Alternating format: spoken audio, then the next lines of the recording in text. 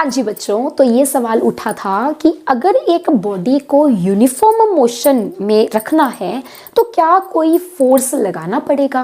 तो वीडियो के 10 मिनट की वीडियो के एंड तक आपको ये सारा क्लियर हो जाएगा कि इस क्वेश्चन का आंसर आप हाँ दोगे या ना दोगे। You will be get the answer very soon. और कंसेप्ट समझने के साथ, सिर्फ यस नो रट्टा नहीं मारना, ठीक है बच्चा। अब देखिए, जैसे मैं आपको ये कह रही थी कि ये मेरे पास पेन पड़ा है, मार्कर, अगर मुझे इसको मूव कराना है तो मुझे फोर्स लगाना पड़ेगा। अब मैं कोई जादू तो है नहीं कि कहूँगी सिम सिम ये मूव हो जाए, ऐसा तो नहीं है, मुझे तो इसको फोर्स लगाना ही पड़ेगा, ठीक है।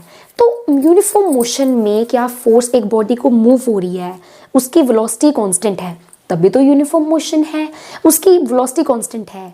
या मैं आपको ऐसे कहूँ कि एक बॉडी स्ट्रेट लाइन में मूव कर रही है, 5 मीटर पर सेकेंड वेलोसिटी से मूव करती जा रही है, क्या कोई फोर्स लगाना पड़ रहा है इसको? समझ आ गई मेरी बात? तो मैं आपको कहती हूँ आंसर इसका क्या है बच्चे, कि कोई फोर्स लगाना नहीं पड़ रहा। ये अपने आप ही 5 मीटर पर सेकेंड से मूव कर रही है, इसके ऊपर कोई फोर्स लगाना नहीं पड़ रहा। तो आप कहोगे अच्छा मैम, तो इसका मतलब तो ये है कि जब हम गाड़ी चला रहे हैं, जैसे मैं एक्टिवा चला रही हूँ, तो मेरी एक्टिवा की स्पीड है मान लो 15 किलोमीटर पर आवर, ठीक है, या आप कुछ भी साइकिल चला रहे हो, आपकी स्पीड है 15 मीटर पर सेकेंड, तो ठीक है। अब 15 मीटर पर सेकेंड मैं स्पीड से चलती रहती हूँ, मैं पैडल लगाना छोड़ देती हूँ, मैं कोई फोर्स नहीं लगाती, क्योंकि मैम आप ही तो कह रहे हो कि अगर हमें एक स्पीड से ही हम मूव कर रहे हैं तो कोई फोर्स लगाने की जरूरत नहीं है, ठीक है, इसके ऊपर कोई फोर्स लगाने की जरूरत नहीं है, ऐसे ही हम समझते हैं। इसका मतलब जब मैं साइकिल चला रही हूँ 15 मीटर से चल गई और मैं 15 से चलती जा रही हूँ, तो छोड़ दो पैडल, मैं क्यों फोर्स लगाऊं, क्योंकि 15 मीटर से ही चलने के लिए, सेम वेलोसिटी से चलने के लिए मुझे कोई फोर्स नहीं चाहिए। तो इसका मतलब जब हम ये कहते हैं ना, नहीं, no force is required to maintain the uniform motion, इसका मतलब यहाँ पर हम गड़बड़ कर रहे हैं अपने कंसेप्ट की अंडरस्टैंडिंग में। क्या गड़बड़ है, क्लियर कीजिए यहाँ पर फटाफट। देखिए, सबसे पहले आपको ना एक बात बड़ी, मैं कहती हूँ, दिमाग में घुसो लेनी चाहिए। क्या बात है, जैसे मान लो ये हमारे पास टेबल है, इस टेबल के ऊपर पेन पड़ा है, ये पेन नहीं, इस टेबल के ऊपर चॉकलेट पड़ी है, ठीक है जी, मेरी बहुत फेवरेट है चॉकलेट, आई लव इट, ठीक है। चलिए, हमारी टेबल के ऊपर चॉकलेट पड़ी है। अब मैं आपको ये कहती हूँ कि चॉकलेट के ऊपर कोई फोर्स लग रहा है, आप कहोगे नहीं मैम ये तो रेस्ट पर है, इसके ऊपर कौन सा कोई फोर्स है। नहीं बच्चे, आपको देखना पड़ेगा कि चॉकलेट जो है वो अर्थ की तरफ, नीचे की तरफ एक ग्रेविटेशनल फोर्स लगता है, मान लो उसको ऐसे ही ग्रेविटेशनल फोर्स लग रहा है, ठीक है। और हमें ये भी पता है कि अगर इस चॉकलेट का मास m है तो इसके ऊपर जो ग्रेविटेशनल फोर्स नीचे की तरफ लगता है ना, दैट इज m इंटू जी। जी होता है एक्सेलरेशन ड्यू टू ग्रेविटी। हम आराम से पढ़ेंगे इसको डिटेल में, बस आपने 9th क्लास में पढ़ रखा है ये, 9th 10th में। चलिए, तो इसका मतलब इसके ऊपर फोर्स लग रहा है नीचे की तरफ, that is m into g, okay. और न्यूटन का थर्ड लॉ कहता है कि आप मुझे थप्पड़ मारोगे, चोट आपको भी लगेगी। कहने का मतलब ये है कि जब नीचे की तरफ एक फोर्स है तो उसका एक अपोजिट रिएक्शन आता है, उतना ही फोर्स ऊपर की तरफ लगता है, जिसको हम ऐसे बोलते हैं कि इस बेंच ने इस चॉकलेट को थप्पड़ मारा। मतलब जब चॉकलेट बेंच के ऊपर भार डाल रही है तो बेंच ने उसके ऊपर भार डाला। समझ आ गई? मतलब अगर यहाँ एक नीचे फोर्स है तो उसके अपोजिट इक्वल फोर्स, जिसको कहते हैं नॉर्मल रिएक्शन।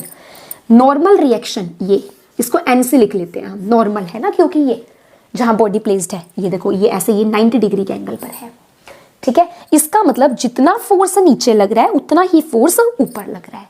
इसका मतलब बच्चे कहने का ये है कि अगर ये चीज रेस्ट पर है तो हम ऐसा नहीं कह सकते, क्या नहीं कह सकते, कि इसके ऊपर कोई फोर्स नहीं है।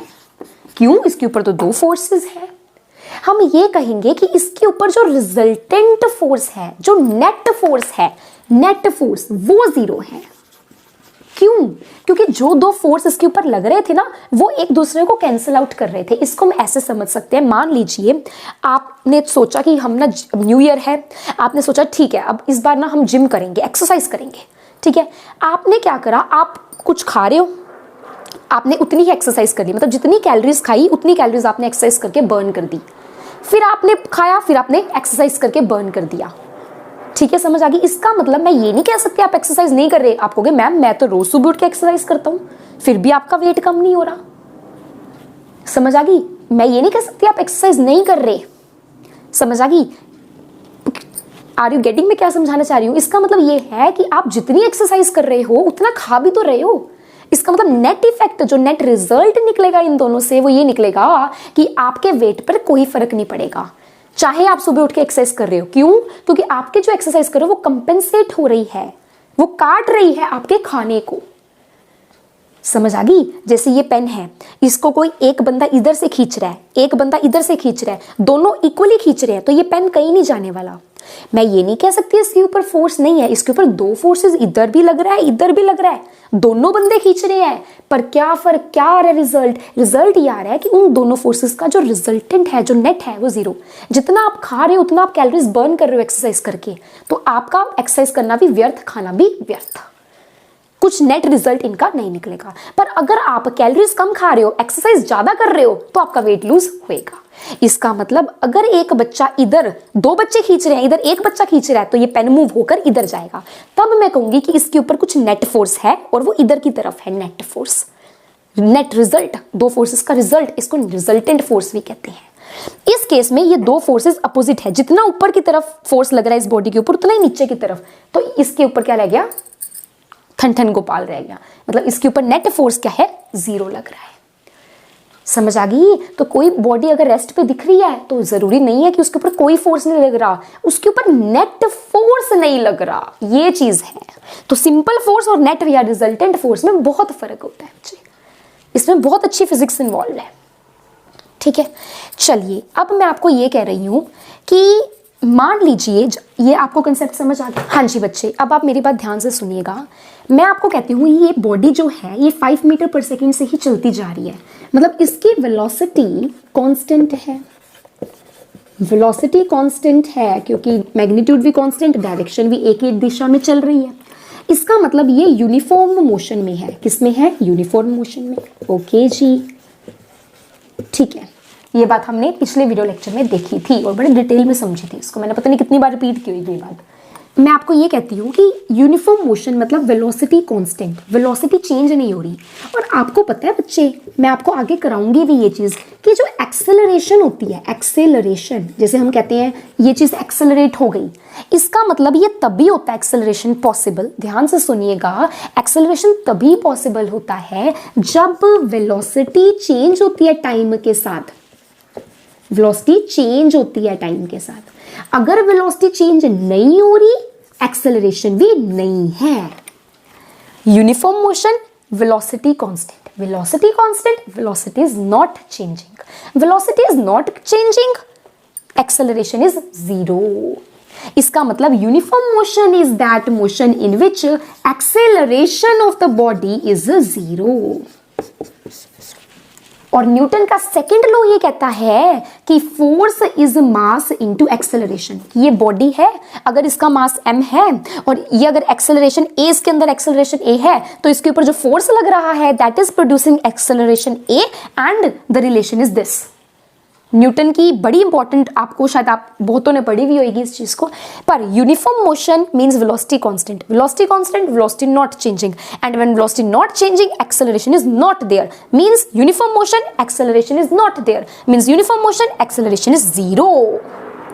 एक्सेलरेशन इज जीरो, तो force acting on the body is m into zero is zero. इसका मतलब जब आप यूनिफॉर्म मोशन में मूव हो रहे हो, आपके ऊपर फोर्स जीरो लग रहा है, ऐसे नहीं बोलूंगी मैं बोलूंगी आपके ऊपर नेट या रिजल्टेंट फोर्स जीरो लग रहा है। इसका मतलब नेट फोर्स जीरो होता है। इसका मतलब अगर आप साइकिल चला रहे हो और आप यूनिफॉर्म स्पीड एक ही स्ट्रेट लाइन में मूव कर रहे हो और आप एक ही स्पीड या 5 मीटर पर सेकंड से साइकिल चला रहे हो, तो आप कहोगे कि मैम ने कहा था कि साइकिल आप एक ही स्पीड से चला रहे हो, एक ही डायरेक्शन में चला रहे हो, तो आप यूनिफॉर्म मोशन में हो। इसका मतलब मुझे कोई फोर्स लगाने की जरूरत नहीं है। नहीं, आपको फोर्स लगाना है। क्यों लगाना है? ताकि उस साइकिल के ऊपर जो नेट फोर्स है वो जीरो हो जाए। इसको थोड़ा सा और डिटेल में देखते हैं।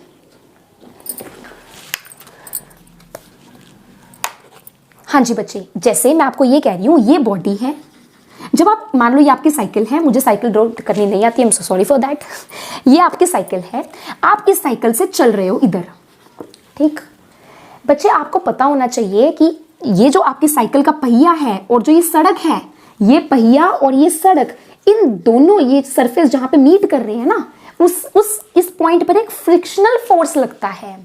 फ्रिक्शनल फोर्स एक फोर्स ऑफ कांटेक्ट है। जैसे ये है मेरे पास डस्टर, इसको मैं अगर अपने हाथ पे मूव कराना चाहूँ, ठीक है, तो इन दोनों के सरफेस जहां ये टच हो रहे हैं यहाँ पे एक फोर्स एक्ट करता है। मतलब इस पहिए पे एक फोर्स एक्ट करेगा जो इस पहिए, अगर आप आगे चल रहे हो, जो इस पहिए को पीछे की तरफ रोकने की इस तरफ फोर्स एक्ट करता है फ्रिक्शन का। अगर आप इधर चल रहे हो तो फोर्स ऑफ फ्रिक्शन इधर एक्ट करता है।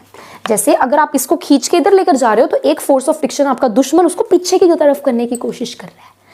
समझ आ गई मेरी बात? इसका मतलब जब आप साइकिल चला रहे हो ना और आपकी फ्रिक्शन प्रेजेंट है, ऑफ कोर्स डेली लाइफ में तो फ्रिक्शन हर जगह प्रेजेंट होती है, बट हम अपनी सॉल्व क्वेश्चंस पे फ्रिक्शन को नेग्लेक्ट कर लेते हैं ताकि हमारी सिंप्लीफिकेशंस इजी हो जाए। कहने का मतलब जब आप साइकिल चला रहे हो ना तो एक फोर्स है जो क्या है, इनविजिबल, हमें लगता है नहीं लग रहा पर लग रहा है। वो क्या है? फोर्स ऑफ फ्रिक्शन, जो इस टायर को इधर की तरफ कर रहा है, जो आपके मोशन के अगेंस्ट काम कर रहा है, आपका दुश्मन है। समझ आ गई मेरी बात? तो एक नीचे को फोर्स लगेगा, that is mass of cycle into acceleration due to gravity, जो हमेशा लगता ही है, मैंने एक्सप्लेन भी किया था। एक नॉर्मल रिएक्शन ऊपर लगेगा, एक फोर्स ऑफ फ्रिक्शन इधर लग रहा है, फ्रिक्शन वाला फोर्स। इसका मतलब बॉडी जो है उसके ये दो फोर्सेस आपस में एक दूसरे को कैंसिल आउट कर देंगे। एक फोर्स बचेगा जो साइकिल को पीछे की तरफ खींचेगा। समझ आ गई? पीछे की तरफ खींच रहा है मतलब साइकिल पीछे की तरफ खींच रही है। अगर आप पहिए नहीं चला रहे ना तो आपकी साइकिल रुक जाएगी थोड़ी देर के बाद जाकर। क्यों रुक जाएगी? क्योंकि फोर्स ऑफ फ्रिक्शन पीछे की तरफ लग रहा है, वो रोक देगा पहिए को। आप इधर को जा रहे तो वो फोर्स पीछे लग रहा है तो वो पीछे की तरफ उसको रोक देगा। इसका मतलब रोक रहा है मतलब उसकी स्पीड को डिक्रीज कर रहा है। स्पीड डिक्रीज कर रहा है मतलब स्पीड को चेंज कर रहा है। स्पीड को चेंज कर रहा है मतलब यूनिफॉर्म मोशन नहीं रहा। तो यूनिफॉर्म मोशन रखने के लिए आपको इस टायर, ये जो साइकिल है, उसके ऊपर जीरो नेट फोर्स चाहिए। जीरो नेट फोर्स तभी आएगा जब इस फ्रिक्शन से लड़ने वाला सिपाही आ जाए, ताकि वो सिपाही जितना इधर लगा रहा है उतना ही इधर फोर्स लग जाए। मान लो ये हमारा एक्सटर्नल फोर्स जो आप पहिए से लगा रहे हो, जो आप साइकिल चला रहे हो, आप ये फोर्स अप्लाई दे रहे हो साइकिल को। क्यों दे रहे हो? ताकि वो एक्सटर्नल फोर्स फ्रिक्शन को कैंसिल कर दे। रिएक्शन ने mg को कैंसिल किया हुआ है। इस केस में बॉडी के ऊपर नेट फोर्स क्या आ गया? जीरो। नेट फोर्स जीरो मतलब एक्सेलरेशन जीरो। एक्सेलरेशन जीरो मतलब वेलोसिटी कांस्टेंट। वेलोसिटी कांस्टेंट मतलब यूनिफॉर्म मोशन।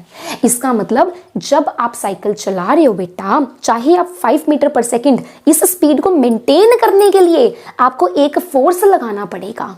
दैट इज जो फोर्स आप आगे की तरफ पहिए चलाकर लगा रहे हो। वो फोर्स आप क्यों लगा रहे हो? ताकि आपका फ्रिक्शन फोर्स बैलेंस होता रहे।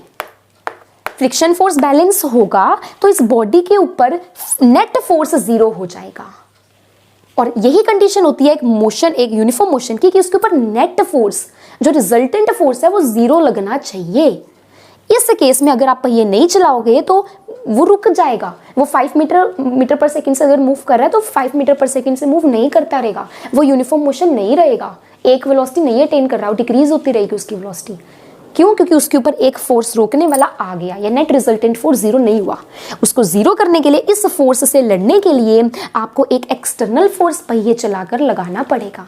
तो चाहे आप कार में या बाइसाइकिल पे 15 मीटर पर सेकंड की स्पीड से चल रहे हैं तो आप ये नहीं कह सकते कि फोर्स तो लगाना ही नहीं पड़ता इसमें, तो मैं क्यों पहिए चलाऊं। नहीं, आपको पहिए चलाने पड़ेंगे, आपको पहिए चलाने पड़ेंगे। क्यों चलाने पड़ेंगे? ताकि आपका फ्रिक्शन बैलेंस हो जाए, ताकि फ्रिक्शन बैलेंस हो जाए, ताकि इस बॉडी के ऊपर नेट फोर्स जीरो हो जाए। इसने इसको काटा, इसने इसको काटा, बॉडी के ऊपर नेट फोर्स जीरो, तो इसकी वेलोसिटी इंक्रीज या डिक्रीज होने वाली नहीं है, मतलब वेलोसिटी कांस्टेंट रहेगी।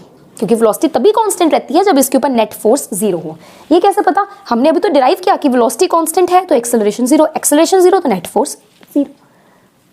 सार ये रहा कि एक बॉडी यूनिफॉर्म मोशन में तब मूव करती है जब वो कांस्टेंट वेलोसिटी से मूव करे। कांस्टेंट वेलोसिटी के लिए आपको बॉडी के ऊपर कोई नेट फोर्स नहीं लगाना। समझ आ गई? कोई उसके ऊपर नेट फोर्स जीरो होना चाहिए। अब वो फोर्स, नेट फोर्स को जीरो करने के लिए आपको कई फोर्सों से लड़ाई करनी पड़ सकती है। उस लड़ाई करने पर आप आपको पहिए जरूर चलाने पड़ेंगे, ठीक है, ताकि आप वो उस जो आपकी उसको फोर्स नेट नहीं आ रहा उसको बैलेंस कर दे।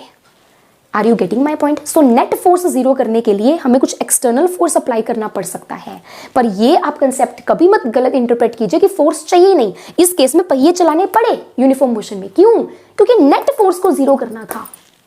सो if the net force acting on the body is 0, it is in uniform motion. So मिलते हैं अगले वीडियो लेक्चर में आगे अगले कंसेप्ट के साथ। न्यूमेरिकल्स में भी आप टेंशन मत लीजिए, सारे कराऊंगी मैं। और उसके साथ साथ हम 12th का भी चैप्टर अब साइड बाय साइड बस 1-2 दिन में स्टार्ट करने वाले हैं। इसके साथ साथ हम अपना रोज एक की वीडियो बेसिक मैथमेटिकल टूल की डाल ही देते हैं, जो बड़ी इंपॉर्टेंट है। क्यों? वो आएंगे तभी आपको ये सब चीजें आएंगी। अब इसमें यूज हो रहा है sine theta, tan theta, exponential, log. आपको मैम ये लॉग क्या होता है? बन गई बात फिर तो। ठीक है, इसका मतलब हमें वो चीज़ भी अपनी स्ट्रॉन्ग करनी पड़ेगी। ठीक है, तो आप वो लेक्चर्स भी देखिए और हाँ जी, और हमें थोड़ा सा अप्रिशिएट भी कीजिए, ताकि हम और ज़्यादा मेहनत करें और आपके सामने बहुत अच्छा कंटेंट और टाइम टू टाइम बहुत अच्छी तरह से आपके सामने पेश करें। आपका कुछ काम बन जाए, आपको फिजिक्स समझ में आ जाए, यही मेरा मोटिव है। आपको फिजिक्स से प्यार हो जाए, यही मेरा मोटिव है। ओके, सो मिलते हैं नेक्स्ट वीडियो लेक्चर में। Thank you, have a nice day.